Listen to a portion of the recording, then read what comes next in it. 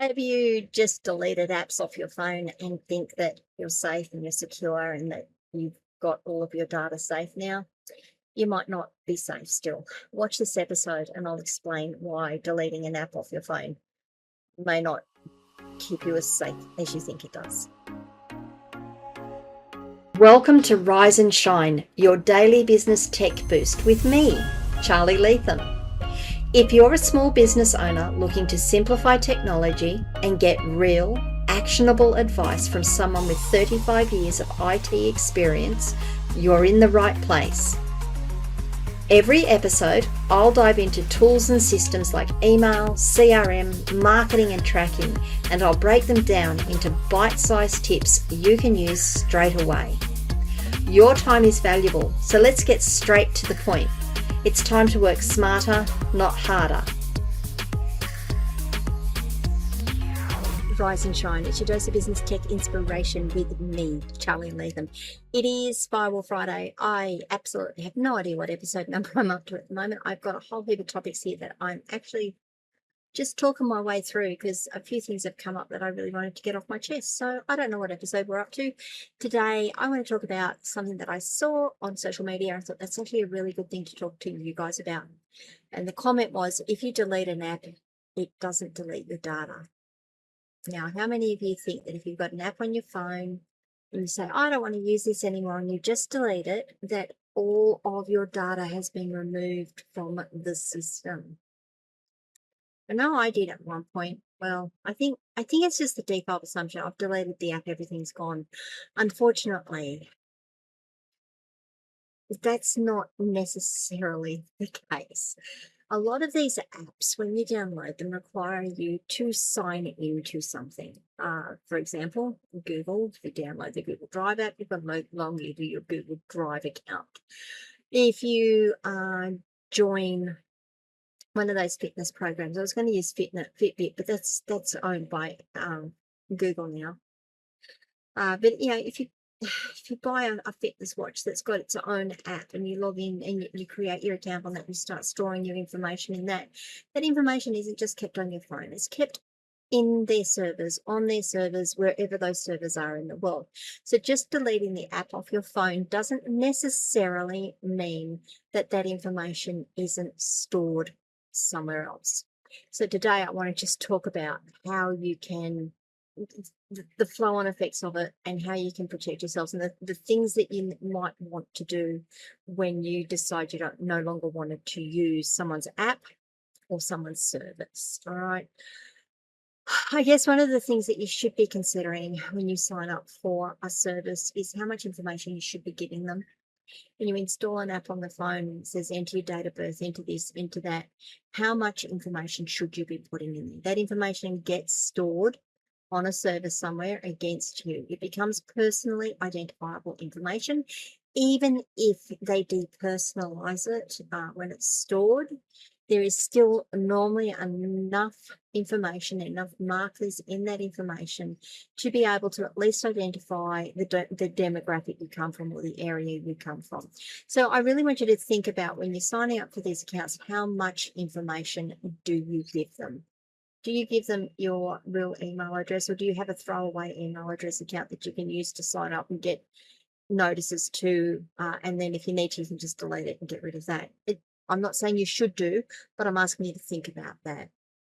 The reason you should be careful is no one is unhackable. No service is unhackable. No system is unhackable.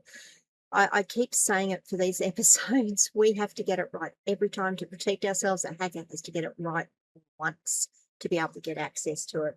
So if the company that you're working with gets breached 3 years from now, your details could be leaked, even if you're no longer using the app or the service that you signed up for. So think about those sorts of things.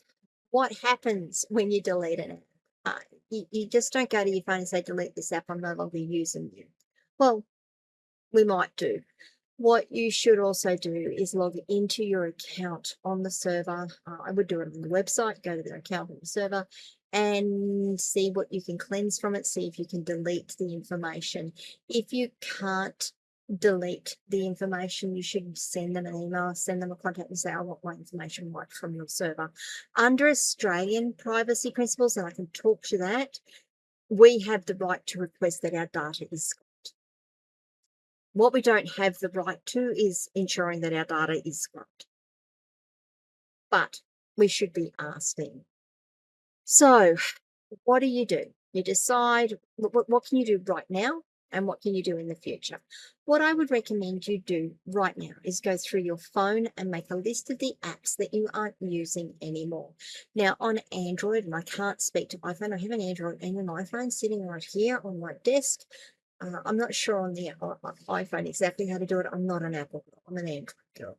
You can go to your Play Store, the Google Play Store, if you're using that to install your apps, and you can have a look at every app that you've purchased.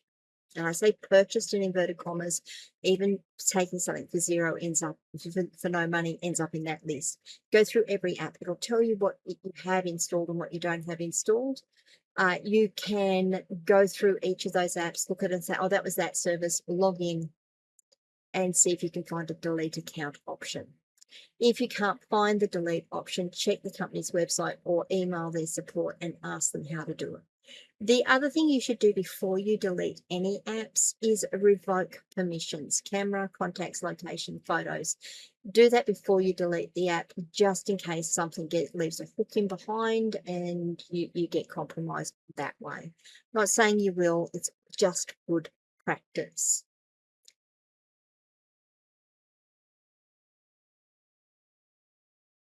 Now, if you can't find the apps that you've, putting it in inverted commas, purchased on the phone, if you're finding that difficult, go through your emails. Go through emails and look for old sign-up confirmations to catch apps you might have deleted but never closed the account on.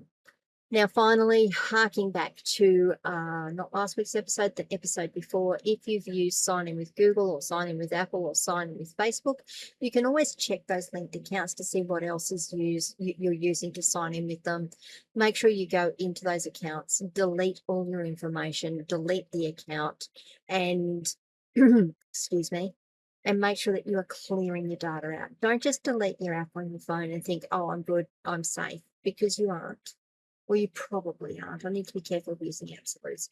You probably aren't. And you need to make sure that you're looking after yourself, because no one is going to look after you. All right, guys, that's a short one today, but it's something that I thought was really worthwhile getting into. Next week, in my Firewall Friday episode next week, I'm actually going to talk about why companies prefer you to use their apps and not their websites.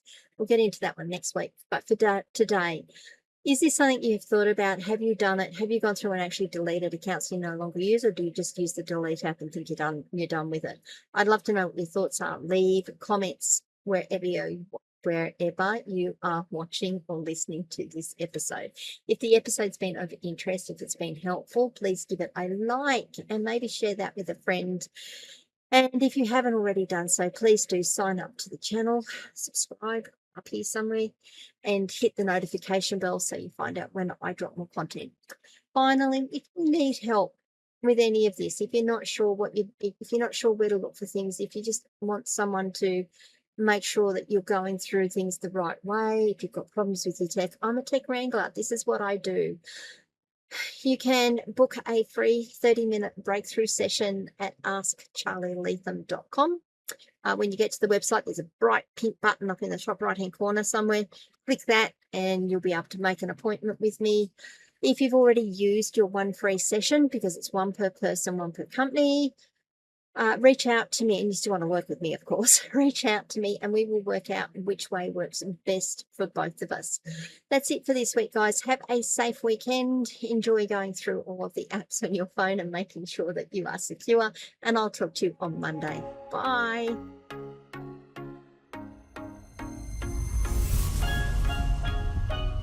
Hey there, thanks so much for tuning in to Rise and Shine, your daily business tech boost. I hope today's episode gave you some actionable insights that will make your business tech work smarter for you. If you found value, be sure to subscribe, leave a review, and share it with other small business owners who could use a daily boost. For more tips, tools and resources, visit www.askcharlyleetham.com. Until next time, keep rising, keep shining, and let's make tech simple together.